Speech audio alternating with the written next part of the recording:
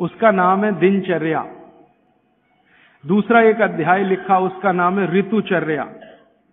एक अध्याय लिखा आहार द्रव्य का ज्ञान, माने जो खा रहे हैं उसके बारे में जानना, आहार द्रव्य का ज्ञान।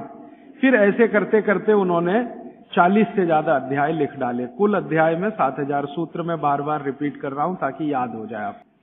दिनचर्या के बारे में भागवत जी कहते हैं कि सामान्य रूप से हमारे शरीर की अवस्था के हिसाब से हमें दिनचर्या तय करनी है, शरीर के हिसाब से। सबके लिए ये जर्नल नहीं है, ये ध्यान रखना। हर व्यक्ति के शरीर के हिसाब से ये बदलती है। जैसे मेरे बगल में बाबूजी बैठे हैं तो इनकी दिनचर्या मुझसे अलग होगी, और मुझसे छोटा कोई लड़का या लड़की है, भाई या बहन है, उसकी दिनचर्या मुझसे अलग होगी। तो आपकी सुविधा के अनुसार मैं 3 हिस्से करता हूं। मैंने पहले भी वो 3 हिस्से किए हैं। जवानी शुरू होती है 18-19 वर्ष में, इस देश में ऐसा माना जाता है।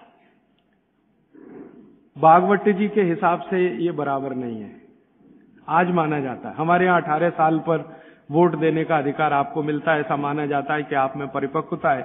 भागवत जी कहते हैं कि जवानी 13 से 14 साल में शुरू हो जाती है, 13 से 14 साल में शुरू हो जाती है।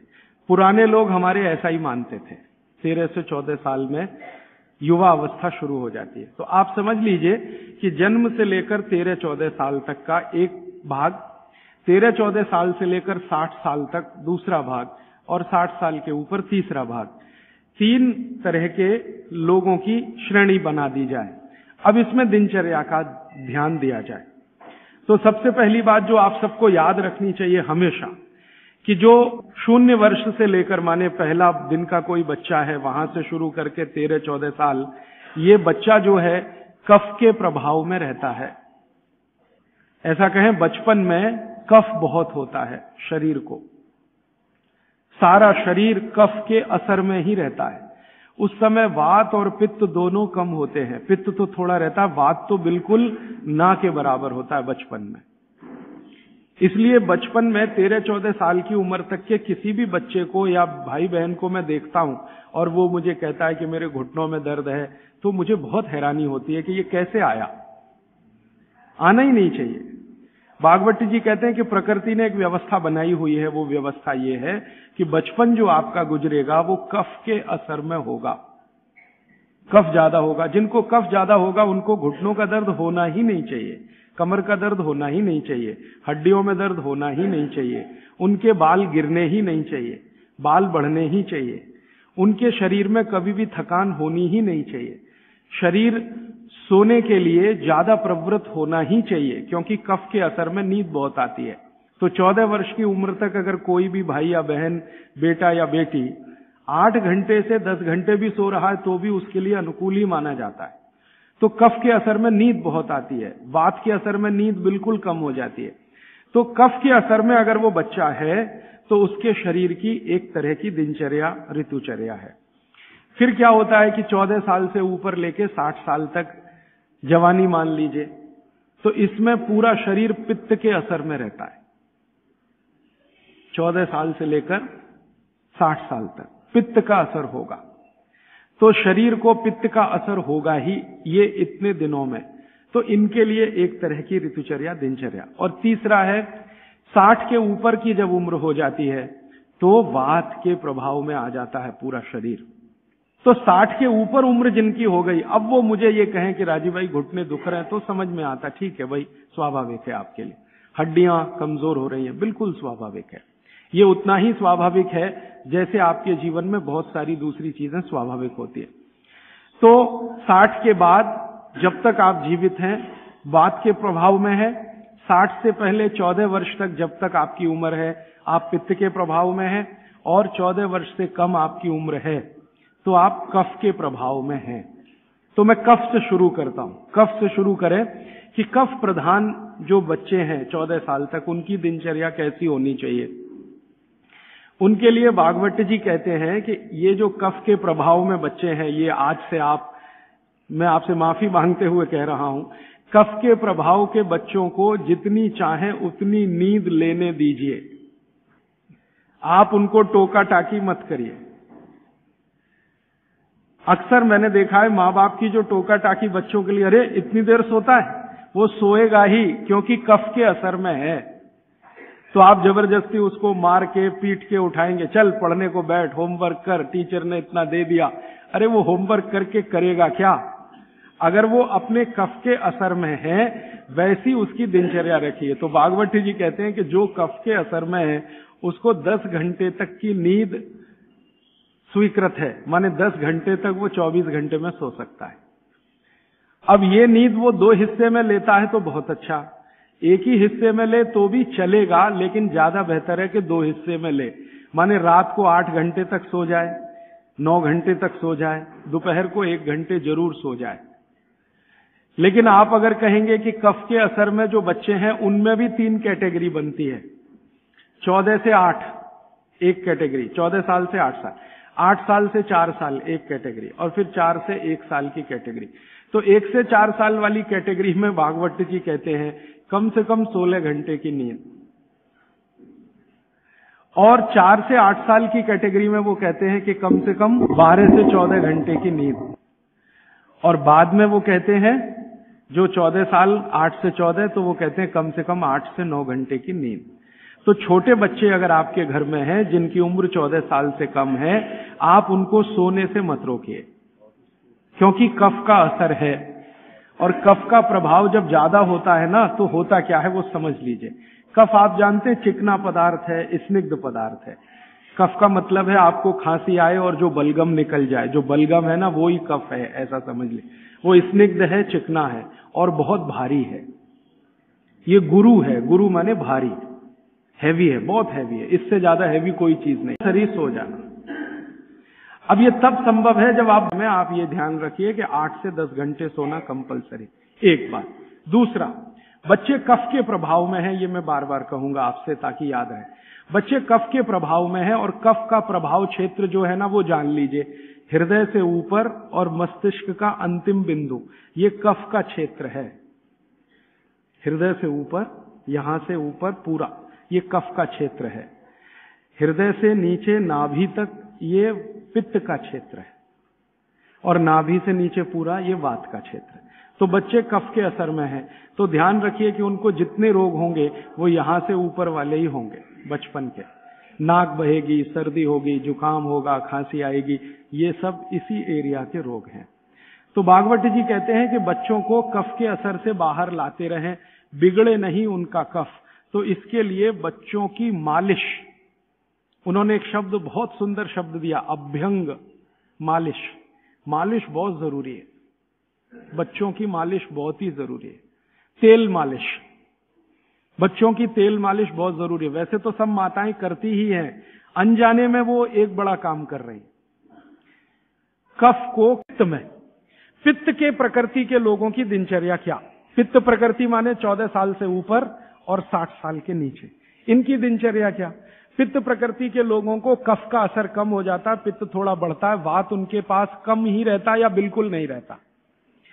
अब पित्त प्रकृति के लोगों को ज्यादा सोना जरूरी नहीं है, उनका पित्त है, कफ तो ऐसे ही शांत है, तो ज्यादा सोना जरूरी नहीं। माने पित्त प्रकृति के लोग अगर 8 घंटे सो रहे हैं, 7 घंटे सो रहे हैं तो भी चलेगा। न्यूनतम नींद कितनी होनी चाहिए? आप कहें पित्त प्रकृति के सब लोगों को जिनकी उम्र 14-15 साल से लेकर 60 साल है, इनकी कम से कम नींद 8 घंटे की रहे तो अच्छा है। लेकिन इससे भी कम रह सकती है क्या? 7 घंटे हो सकती है, लेकिन उसके लिए थोड़ा प्रयास करना पड़ेगा। 6 घंटे भी हो सकती है, 6 से कम नहीं और 8 से ज्यादा नहीं, ऐसे मान लीजिए। तो पित्त प्रकृति के लोगों को 6 घंटे से कम नहीं सोना, 8 घंटे से ज्यादा नहीं सोना। अब उसके हिसाब से दिनचर्या तय करिए। तो 8 बजे सो जाएं, मान लो आप भी ऐसे ही माने। भागवत जी कहते हैं सूर्यास्त के 2 घंटे बाद सो जाएं, बच्चे भी बड़े भी। तो 8 बजे आप सो जाएं, तो 8 से 8 4 बज गए ना, 4 बजे उठें। आपके लिए उठना बहुत जरूरी है। ब्रह्म मुहूर्त में पित्त प्रकृति के लोगों का उठना बहुत आवश्यक है। बच्चे ना उठें तो चलेगा, आपको तो उठना बहुत जरूरी है। क्यों? अगर आप 4 बजे उठते हैं तो अगला पूरा दिन आपका बहुत बेहतरीन और व्यवस्थित है, और 4 के बाद उठेंगे तो पूरा दिन डिस्टर्ब है। क्यों? क्योंकि जो जो करना है आपको वो 4 बजे से लेके ही शुरू होगा। 4 बजे उठे, आपने पानी पिया, जो मैंने पहले ही बता दिया, ऊषापान जिसको कहते हैं। फिर शौच आदि के लिए आप गए, 10-15 मिनट मान लीजिए उसमें गया, फिर बाहर आप निकले, दंत धावन शब्द इस्तेमाल किया, दंत ध्यान रखिए। अब आपने दांत वात साफ कर लिए, अब आपकी आगे की जो दिनचर्या है वो कैसी होगी? आपको जो है ना, पित्त प्रकृति के लोगों को मालिश भी करना है, व्यायाम भी करना है। बच्चों के लिए तो सिर्फ मालिश है, आपके लिए मालिश भी है, व्यायाम भी है। तो अब आप में कई बार कंफ्यूजन ऐसा होगा कि व्यायाम पहले करें कि मालिश पहले करें। तो भागवत जी ने क्लियर कहा है कि वात के जो रोगी हैं उनको मालिश पहले, व्यायाम बाद में। और पित्त के जो रोगी हैं, रोगी से मतलब आप पित्त के असर में हैं, तो व्यायाम पहले, मालिश बाद में। तो आपको व्यायाम पहले करना है, मालिश उसके बाद करनी। अब आप पूछेंगे कितना व्यायाम करें? तो आपके लिए भी नियम वही है कि जैसे ही आपके बगल में पसीना आया, व्यायाम रोक दें। जैसे ही बगल में पसीना आया, व्यायाम 20 मिनट में पसीना आ जाएगा, उतना काफी। फिर उसके बाद मालिश। आपको भी मालिश जरूरी है, क्योंकि आपको भी कफ का असर ना बढ़े और आपका विकृत ना हो। तो आपको भी बच्चों की तरह ये बात ध्यान रखनी है कि सिर की मालिश ज्यादा, कान की भी मालिश ज्यादा, और बाकी शरीर की तो करनी है। और शरीर में सबसे ज्यादा मालिश तलवे की, पांव की। मालिश के बाद स्नान, स्नान उसी तरह से उबटन आदि से, और फिर भोजन, भोजन के बाद विश्राम 20 मिनट, फिर आपका काम, फिर रात्रि का माने शाम को 6-7 बजे का भोजन। इस तरह का नियम है पित्त वालों का। और वात वालों के लिए क्या है? जिनकी उम्र 60 के ऊपर है उनके लिए भागवत जी कहते हैं व्यायाम निषेध। जैसे बच्चों को निषेध, वैसे उनको निषेध। उनके लिए मालिश बहुत जरूरी, जैसे बच्चों की वैसे वात वालों की। माने बुजुर्ग लोगों को मालिश बहुत जरूरी है, व्यायाम से भी ज्यादा। और मालिश करते समय ध्यान रखना है, सिर तलवे 2 चीज है, और कान भी। तो मालिश आप करें, व्यायाम करें तो बहुत ही हल्का फुल्का करें। लेकिन यह नियम भागवत जी ने नहीं बताया कि आप व्यायाम तब तक करें जब तक बगल में पसीना ना आए, क्योंकि एक उम्र के बाद पसीना बहुत कम हो जाता है। तो हो सकता है 1 घंटे तक भी ना आए और आप करते रहे। ये पित्त और कफ वालों के लिए है, सिर्फ वात वालों के लिए।